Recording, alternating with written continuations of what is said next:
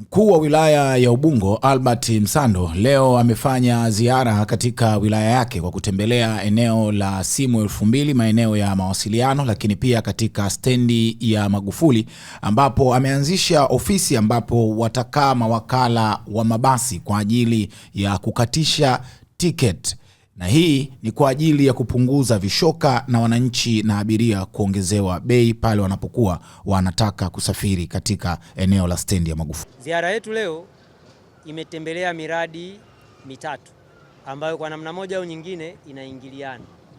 Mradi wa kwanza ni mradi wa depot au sehemu ya kupaki magari ya DART kule kata ya Sinza ambao unaendelea ukiambatana na ujenzi wa soko la kisasa kwa wafanyabiashara wa soko la simu 2000 ambao ni sehemu ya mradi ule ukiwa na takribani ya shilingi bilioni 5 kwa ajili ya kutoa huduma ya soko. Soko lile linamilikiwa na halmashauri ya manispaa ya Ubungo. Kwa ni lazima tuhakikishe kwamba huduma ile inaendana na mahitaji ya wana Ubungo, wana Sinza na kata za jirani ambazo zinatumia soko lile. Kwa tulifanya ziara pale. Lakini tukatoka hapo tukatembelea eneo la kata ya Msigani ambapo pale tuna wafanyabiashara zaidi ya 3000 wako kwenye maeneo ya hifadhi ya barabara, na barabara ile sasa hivi haipitiki kutokana na maeneo yake kuvamiwa na wafanyabiashara. Mitaro imezibwa na barabara imekuwa nyembamba au finyu kwa sababu biashara ziko barabarani. Sasa stendi ya Magufuli mabasi yote yamerudi huku. Maana yake ni kwamba ili kutoka eneo hili wanaopita barabara ile ya Kinyerezi lazima waweze kupita kwa urahisi, usiwe na changamoto yote ya upitaji. Kwa nimepita pale kuona namna gani ambavyo tunaweza kuwapanga wafanyabiashara kwa uzuri bila kuleta taharuki na kuongeza mapato ya halmashauri, mapato ya TANROADS na kuweka eneo letu liwe salama. Na mradi wa tatu ni hapa tulipo kuona utekelezaji wa maagizo ya serikali wa mabasi kurudi hapa, namna gani wafanyabiashara wanaendelea na biashara zao, changamoto zipi zimejitokeza. Vyombo vyote vya usalama viko hapa pamoja na halmashauri ili kutatua changamoto hizo. Kwa niwashukuru sana mwenyekiti, mstahiki meya pamoja na wakuu wa idara na kamati ya usalama kwa kujitoa kushiriki. Tumeanza toka saa 2. Najua ni muda mrefu tumetumia kutembea, lakini hili ni lazima lifanyike. Lakini tuna maagizo ya makampuni yapate ofisi za kufanyia biashara. Tuliambiwa tuwatoe hawa wa chini wote, lakini wana mikataba na wanapata kipato na wanatulipa kodi. Lazima tuangalie kuna njia bora tunaweza tukafanya. Kwa sisi tumefanya nini? Mimi kama mkuu wa wilaya ninaheshimu mamlaka ya halmashauri ambayo inaongozwa na baraza la madiwani. Wao ndio wenye mamlaka ya kisheria kupanga na kusimamia miradi ndani ya halmashauri yao. Mimi jukumu langu ni kushauri na kuelekeza na kusimamia wafuate sheria.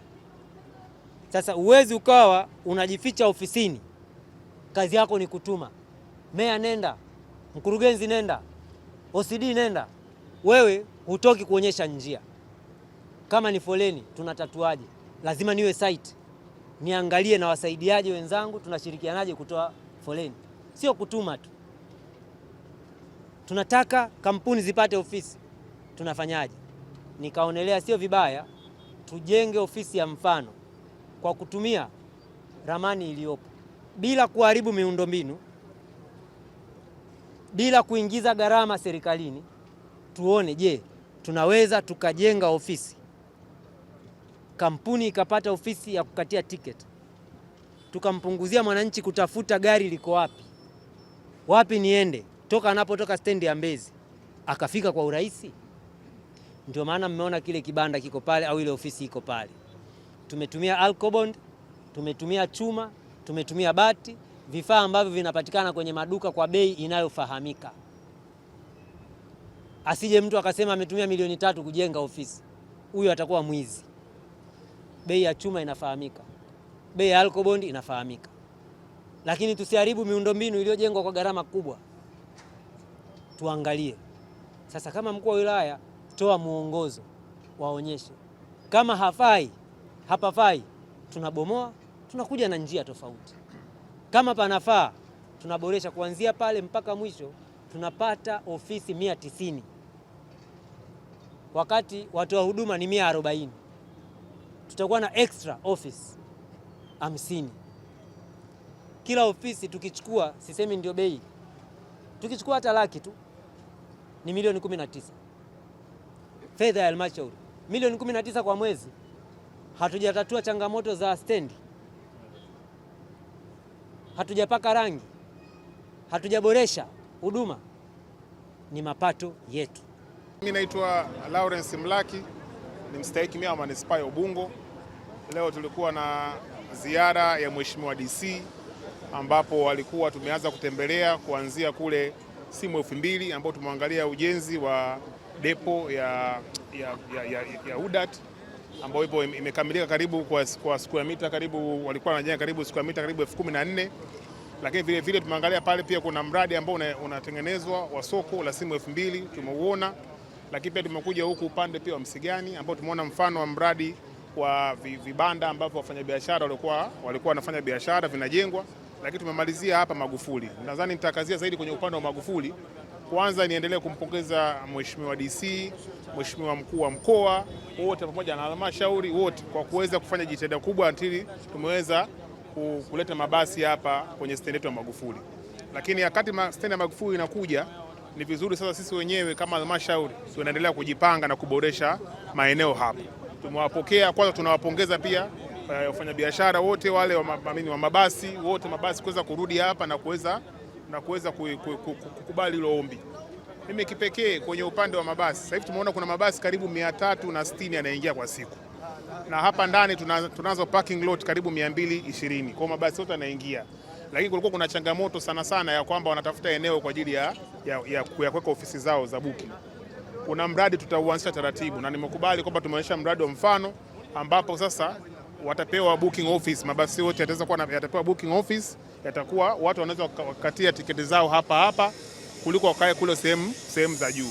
Lakini kwa kuna issue nyingine, kelele nyingi zilikuwepo kuhusiana na swala la maji. Swala la maji limeshughulikiwa, swala la vyoo pia limeshughulikiwa.